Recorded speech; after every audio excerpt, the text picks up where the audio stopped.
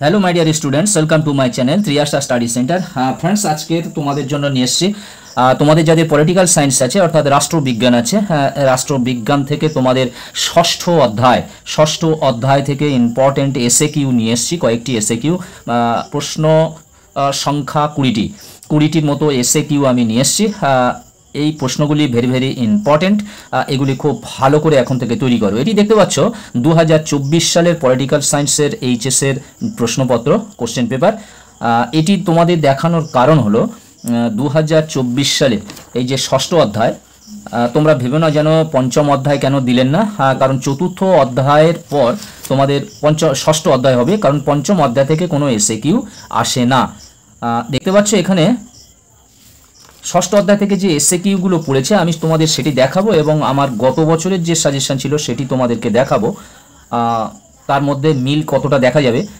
এর থেকে তোমাদের পড়ে 3টি প্রশ্ন পড়ে, তার মধ্যে থেকে 2টি প্রশ্নের উত্তর করতে হয়। 3টি প্রশ্ন পড়ে, অনেক সময় অথবা না দিয়ে 2টি প্রশ্ন রাখে, 2টি নাম্বার থাকে এই চ্যাপ্টার থেকে। এই ষষ্ঠ অধ্যায়, অর্থাৎ ষষ্ঠ অধ্যায়ের নাম হলো সরকারের বিভিন্ন বিভাগ। এটি দেখতে পাচ্ছ, তাহলে 2024 সালের প্রশ্ন দেখতে পাচ্ছ। আর এইটি দেখতে পাচ্ছ আমার 2024 সালে যারা ফাইনাল পরীক্ষা দিয়েছে তাদের জন্য এই সাজেশনটি ছিল। আমি তোমাদের দেখাচ্ছি, দেখো এখানে দেখো, এখান থেকেই প্রশ্নটি দিয়েছে। এই প্রশ্নটি দিয়েছে ষষ্ঠ অধ্যায় থেকে, এই প্রশ্নটি দিয়েছে ষষ্ঠ অধ্যায় থেকে, আর এই প্রশ্নটিও দিয়েছে ষষ্ঠ অধ্যায় থেকে। এই 3টি প্রশ্ন দিয়েছে, একটার সঙ্গে আর একটি অথবা দিয়েছে এবং আরেকটি প্রশ্ন দিয়েছে। এখানে দেখো আমার সাজেশন ছিল, দেখো দ্বিকক্ষ বিশিষ্ট আইনসভার পক্ষে একটি যুক্তি দাও। এখানে দেখো এই প্রশ্নটি দেখতে পাচ্ছ, দ্বিকক্ষ বিশিষ্ট আইনসভার পক্ষে একটি যুক্তি দাও। তাহলে এই প্রশ্নটি 2024 সালে কমন এসেছিল। ঠিক আছে, এবারে দেখো আরো একটি প্রশ্ন, দেখো অর্পিত ক্ষমতা প্রসূত আইন কি? এখানে দেখো অর্পিত ক্ষমতা, ঠিক তার পরের দেখো প্রশ্নটা, অর্পিত ক্ষমতা প্রসূত আইন কি অর্থাৎ কাকে বলে, এই প্রশ্নটিও কমন এসছে। এবং আরও একটি প্রশ্ন যেটি ছিল, দেখো আমলাতন্ত্রের যে কোনো 2টি গুরুত্বপূর্ণ বৈশিষ্ট্য চিহ্নিত করো। আমলাতন্ত্রের কথা বলেছে, দেখো এই দেখো আমলাতন্ত্রের 2টি বৈশিষ্ট্য উল্লেখ করো। এই যে প্রশ্নটি, এই প্রশ্নটিও কমন এসছে। তাহলে 3টি প্রশ্ন পড়েছে, 3টি প্রশ্ন, আমি 20টি প্রশ্ন দিয়েছিলাম, 20টি প্রশ্নের মধ্যে এই 3টি প্রশ্ন কমন ছিল 2024 সালে। অতএব 2025 সালের প্রশ্ন তোমাদের কমন থাকবে, কোনো রকম অসুবিধা হবে না। এবারে তোমরা কতটা প্রশ্ন তৈরি করতে পারবে, উত্তরটা তোমরা তৈরি করতে পারবে। আমি যে উত্তরটা লিখে দিয়েছি এই উত্তরগুলো তোমরা মুখস্থ করে না দেখে লেখার চেষ্টা করো, তাহলে তোমরা ভালো নাম্বার একটা পেয়ে যাবে। এইরকম প্রত্যেকটা অধ্যায়ের এসএ কিউগুলো, তাহলে 16তে 16 নাম্বার তোমরা পেয়ে যাবে, এবং এমসিকিউ 24-এ 24, প্রজেক্টে 20-র মধ্যে 15, এতেই তোমাদের 60-65 নাম্বার হয়ে যাবে। বড় প্রশ্ন কিছু লিখলে তোমরা 80, 85, 90 পর্যন্ত তোমরা পৌঁছে যেতে পারবে। দেখো এখানে এটি ষষ্ঠ অধ্যায় সরকারের বিভিন্ন বিভাগ। বন্ধুরা, তোমরা যারা চ্যানেলটি সাবস্ক্রাইব করোনি অবশ্যই তোমরা চ্যানেলটি সাবস্ক্রাইব করে নাও এবং বন্ধুদেরকে লিঙ্ক বেশি করে শেয়ার করো। দেখো একের দাগে প্রশ্ন, দেখো একক পরিচালক ও বহু পরিচালক বিশিষ্ট শাসকের মধ্যে একটি পার্থক্য লেখো। একক পরিচালক বিশিষ্ট শাসকের হাতে শাসন বিভাগের সমস্ত কাজকর্ম ন্যস্ত থাকে এবং শাসন বিভাগ তার নেতৃত্বে ও নির্দেশে পরিচালিত হয়। অন্যদিকে বহু পরিচালক বিশিষ্ট শাসকের ক্ষেত্রে শাসন বিভাগের প্রকৃত সক্ষমতা সম্পন্ন বহু ব্যক্তির হাতে ন্যস্ত থাকে। স্থায়ী প্রশাসক বলতে কি বোঝো? প্রতিযোগিতামূলক পরীক্ষার মাধ্যমে যারা স্থায়ীভাবে শাসন বিভাগের কাজে নিযুক্ত হন তাদের স্থায়ী প্রশাসক বলে। 3 দাগের প্রশ্ন, দেখো দ্বিকক্ষ বিশিষ্ট আইনসভার পক্ষে একটি যুক্তি দাও। ভুলবশত এই প্রশ্নটা আমি লিখে ফেলেছি, এটা 2024 সালে পড়ে গেছিল।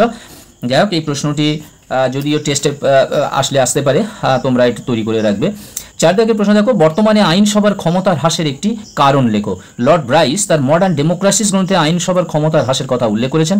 বিংশ শতাব্দীতে যেসব কারণে আইনসভার ক্ষমতার হ্রাস পেয়েছে তার মধ্যে একটি উল্লেখযোগ্য কারণ হলো সাধারণ আইন প্রণয়নে শাসন বিভাগের সক্রিয় উদ্যোগ। 5 দাগের প্রশ্ন, দেখো এককক্ষ বিশিষ্ট আইনসভার বিপক্ষে একটি যুক্তি দাও। এককক্ষ বিশিষ্ট আইনসভার বিপক্ষে একটি যুক্তি হলো এককক্ষ বিশিষ্ট আইনসভা যুক্তরাষ্ট্রীয় ব্যবস্থার পক্ষে অনুকূল নয়। যুক্তরাষ্ট্রীয় ব্যবস্থার পক্ষে এককক্ষ আইন বিশিষ্ট আইনসভা অনুকূল নয়। 6 দাগের প্রশ্ন, বিচার বিভাগ কিভাবে মৌলিক অধিকারের রক্ষাকর্তা হিসাবে কাজ করে? আইন ও সংবিধানের ব্যাখ্যাকার এবং সংরক্ষক রূপে বিচার বিভাগ মৌলিক অধিকারের রক্ষাকর্তা হিসাবে কাজ করে। সাতের দাগের প্রশ্ন দেখতে পাচ্ছ, বিচার বিভাগের স্বাধীনতার একটি প্রয়োজনীয়তা উল্লেখ করো। গণতন্ত্রের সাফল্যের জন্য বিচার বিভাগের স্বাধীনতার প্রয়োজন হয়। জিরো আওয়ার কাকে বলে? পার্লামেন্টের দুটি কক্ষে প্রশ্নোত্তর পর্বের অব্যবহিত পরের সময়টিকে জিরো আওয়ার বলা হয়। সাধারণত দুপুর 12টার পর থেকে জিরো আওয়ার শুরু হয়। ছাঁটাই প্রস্তাব কয় প্রকার? ছাঁটাই প্রস্তাব সাধারণত 3 প্রকার। নাম সর্বস্ব শাসক বলতে কি বোঝায়? কারো নামে শাসন কার্য পরিচালিত হলেও যখন তার পরিবর্তে অন্য কেউ শাসন কার্য পরিচালনা করে তখন তত্ত্বগতভাবে শাসক প্রধানকে নাম সর্বস্ব শাসক বলে। আমলাতন্ত্রের দুটি ত্রুটির উল্লেখ করো।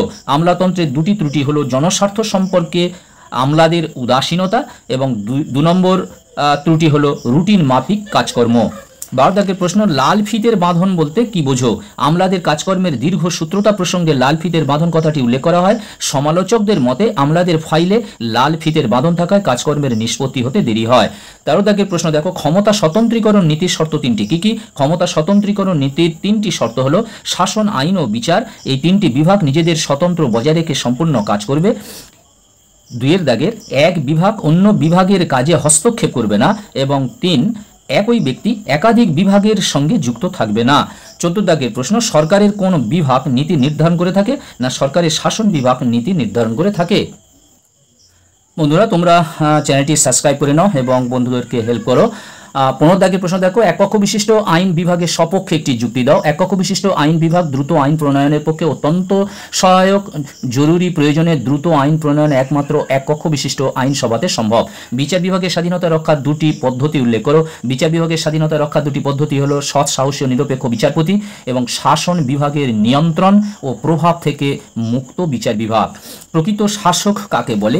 তত্ত্বগতভাবে যিনি দেশের সর্বোচ্চ শাসন ক্ষমতার অধিকারী নন কিন্তু বাস্তবে প্রভূত ক্ষমতার অধিকারী এবং শাসন বিভাগের কর্ণধার তাকে প্রকৃত শাসক বলা হয়, যেমন ব্রিটেনের প্রধানমন্ত্রী। এক কক্ষ বিশিষ্ট আইনসভার পক্ষে একটি যুক্তি দাও। এক কক্ষ বিশিষ্ট আইনসভার পক্ষে একটি যুক্তি হলো এই আইনসভা অপচয় রোধ করে। রাজনৈতিক প্রশাসক বলতে কি বোঝো?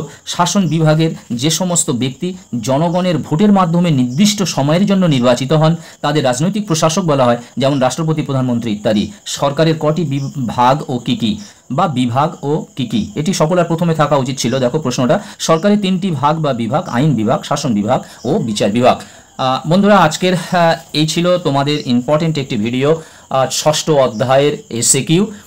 তোমরা অবশ্যই প্রশ্নগুলি এখন করতে থাকো। এছাড়া তো লাস্ট মিনিট সাজেশন একটা আসবে। তোমরা এখনও যারা চ্যানেলটি সাবস্ক্রাইব করোনি ভাবছো, তোমরা অবশ্যই চ্যানেলটিতে সাবস্ক্রাইব করে নাও, চ্যানেলটিকে সাবস্ক্রাইব করে নাও এবং বন্ধুদেরকে লিঙ্ক শেয়ার করো এবং আমার হোয়াটসঅ্যাপ নাম্বারে তোমরা অবশ্যই যোগ দাও। WhatsApp number 9732818391। আবার কথা হবে নেক্সট ভিডিওতে। তোমরা সবাই ভালো থাকবে, সুস্থ থাকবে। তোমাদের সকলকে শুভেচ্ছা ও ধন্যবাদ।